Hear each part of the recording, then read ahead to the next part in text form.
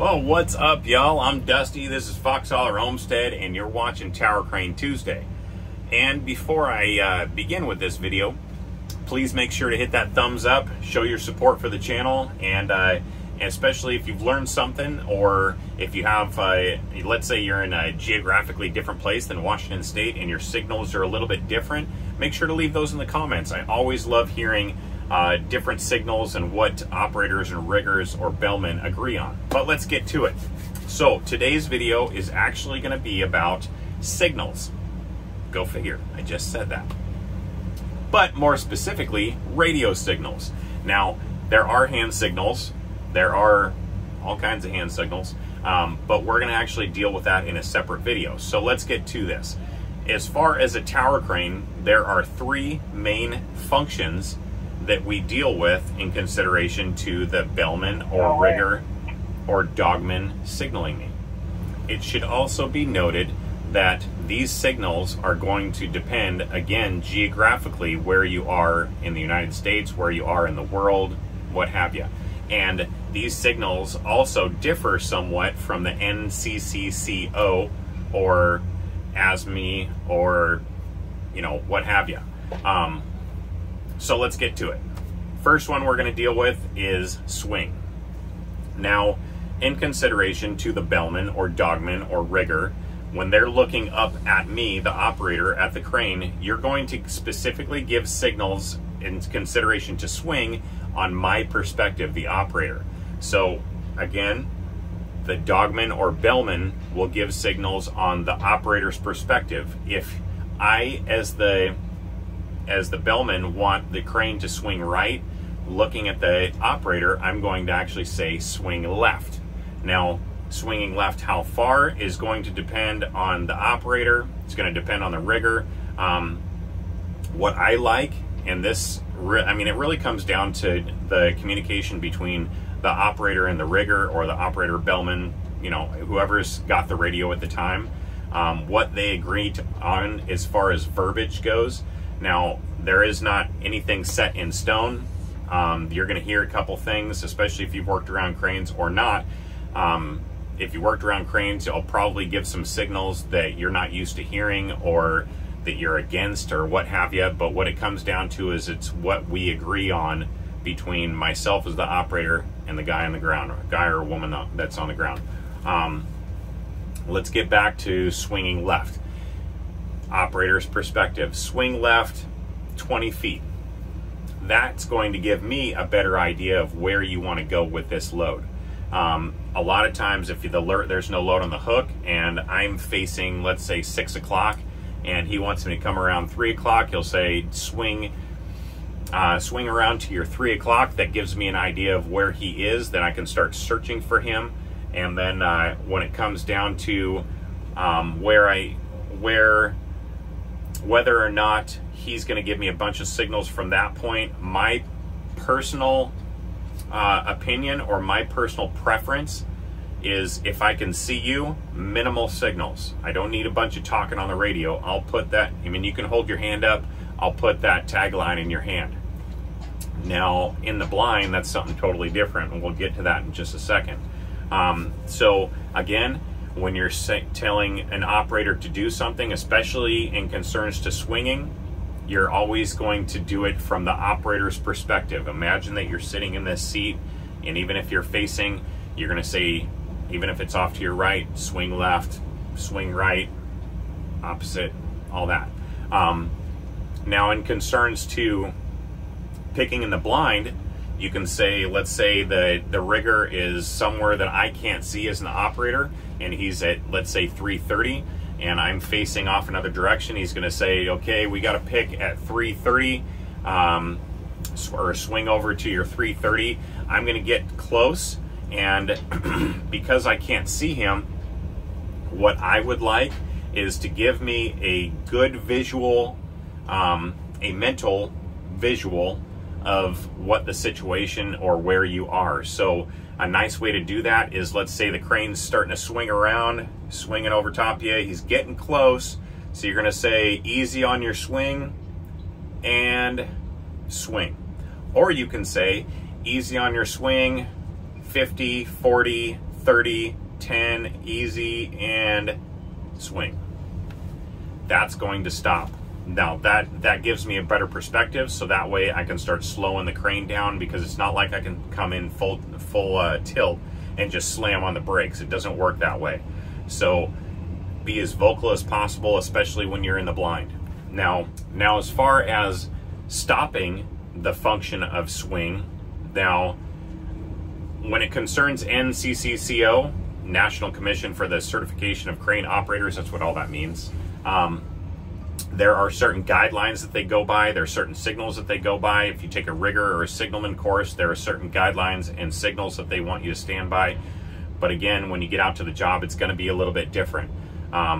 It's something that you and yourself and your operator agree on, proper verbiage, something that you both understand that is agreed upon. Now, when it comes around to that function of swing and you're getting ready to stop, now a lot of times operators want you to say stop. I don't do that. A lot of times, again, geographical area, they're going to tell you that same function. Well, you're going to repeat the function to get them to stop. So let's say, for an example, you're coming in hot. You got about 50 feet, so start counting down. 50, 30, 20, easy, swing, and swing. That's how you're going to stop them. You're not going to say stop. You can, again, really depends on what the operator wants. But that's how I prefer to be stopped, is with a swing, is swing. That's going to stop my function. I'm going to stop right there. So, okay, on to number 2, which is the trolley. The trolley is the function, which is an actual trolley, and that sits on the jib, which trolleys in and out of the jib. It moves the hoist block, or the old man, in and out from the base where my cab is all the way out to the tip of the jib. Same thing. It's not about perspective when it comes to signaling a crane on trolley, but it is trolley out and you don't have to know exact feet. You don't have to know the exact distance. You can give a generalized distance, as far as, 50 feet out, trolley 100 feet out, I'm at your 160, I'm at your 180, trolley out to this point, easy on your trolley, and trolley. Same thing on your way in, it's just the complete opposite. Easy, or trolley in 50 feet, easy trolley, and trolley. In consideration to the blind. Now, in the blind, obviously, I've swung. We've already talked about that. We've swung over to the specific area that we're talking about. They've stopped that function. Now we're trolleying out, or we're trolleying close. Give them an idea, a visual picture of where that trolley needs to be. So again, you can count down by, starting at whatever number. Let's say I like going by like 30 feet. So 30, 20 feet, 10, etc. And how you would do that, you'd be looking up at the trolley, you'd say, now trolley out another 30 feet. So they would start trolleying out 10, and it doesn't have to be exact, it's just to give an idea, so that as you count, they know that they're going to be stopping soon. So that they're trolleying out, trolleying out, trolleying out. Your signals are 10 feet, 5 feet, easy, and trolley. That's going to stop that function. It's very easy. Now, as far as me visually being able to see you, you can give me signals. I prefer that you keep the signals minimal if I can see you, because I will put that, I'll put that old man and that tagline, I'll put it in your hand. Hold your hand up, I'll put it there. And you don't need to give me a bunch of signals, because I know where you are. It's just, it seems very redundant to me. But not all operators are like this. A lot of them want signals for every single thing, regardless of whether you're in the blind or you're in their sight. So again, that's the trolley. Somewhat the same as a swing, as far as giving a certain signal, giving the command for the function, following that function, and slowing down the function and stopping the function. Now we move on to hoist. Now, this is strongly determined, again, depending on your geographical area. Now, by definition, hoist means up. It's to lift something. Now, I do think it's kind of funny that a lot of guys will say hoist down, because it's a conflict. There's no such thing as hoist down. There's lying down, and a lot of times what we'll do, I mean, I know what you mean, so I'm not going to correct someone every single time. And there will be a lot of signals. No one's expected to bell exactly right. Some people are better at it than others, but you know, some people don't do that for a living. They're not a bellman. There are other trades that come in on the job and they have a designated bellman, or they have a designated rigger that doesn't specifically work around cranes all the time, so their signals are going to be kind of choppy and weird. So let's get back to hoisting. When you're coming up to, let's say it's a visual, I can visually see you. You can continue to give me signals. I'm also okay with not getting a bunch of signals. So let's say we've swung to our specific area, you've stopped that function, I've trolleyed out. Typically those three are all done at the same time. I've trolleyed out to where you need to be, you stop that function, and you're saying lower the hook. There's a couple different ways you can lower the hook, or to bring the old man down. It's lying down, or you can say come on down. Now these are going to be signals that if I can see you.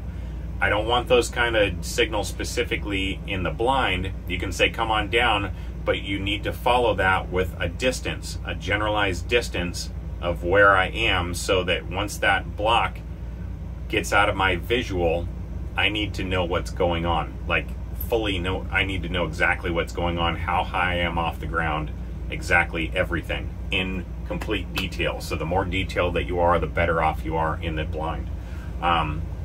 Come on down, lying down, you know, you get the gist. In consideration to coming up, it's come up easy, come up, line up, hoist up. Those specific signals are going to be safe. They're going to be okay. Again, it depends on whether you work, or the operator that you're working with, and what you guys agree upon. Now, in consideration to stopping hoist or stopping lying down, our universal term that we use, now again, this is geographical, is the word high. That just means it's high enough. And you will hear a lot of argument and concerns to this. Again, I know a lot of guys that are Midwest or on the East Coast that are absolutely against the term high. They say stop, or you know, whatever it is that they say, but the term that we use out here is high. You're not taught that in school, you're not taught that in signal class. It's just a term that we have all adopted for the most part out in Washington or around the West Coast area. So what we're going to do now is, my Bellman Ranger down at the ground right now, he is going to give signals. He's not actually in the blind, but he's going to give me the signals that he normally would if I was in the blind. I am not facing him right now, but I'm going to tell him to basically go through all the functions. So let's go. All right, go ahead. All right, that's him at your 4 o'clock, about 150, 160 feet out. So I am facing 3 o'clock as of right now. Coming up on me.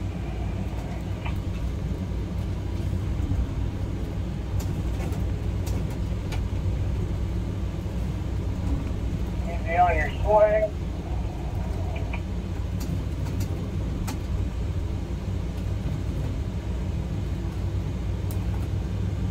And swing.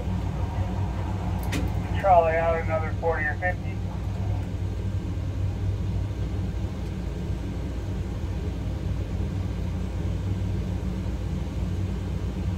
Higher in your line, keep going out. Easy on your trolley.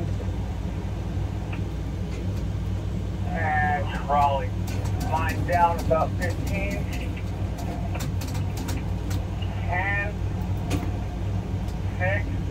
Easy. High. go. So I could actually see him, so he left out a few things, but it's all good. You get the gist of the idea of what we're doing here. So with that being said, I hope that you guys learned something from that. If I left anything out, please let me know. If there's something, if you guys are a bellman or a signalman, or you're another operator and you're in a different place than where we are in Washington, please let us know in the comments. It would be awesome to hear. I love hearing different signals and how guys do stuff in other places. But until next time, again, I'm Dusty. This is Foxholler Homestead, and you're watching Tower Crane Tuesday, which is every Tuesday. And until next time, I got nothing but love, nothing but blessings for all y'all. And till then, over and out. We'll see you soon. Bye-bye.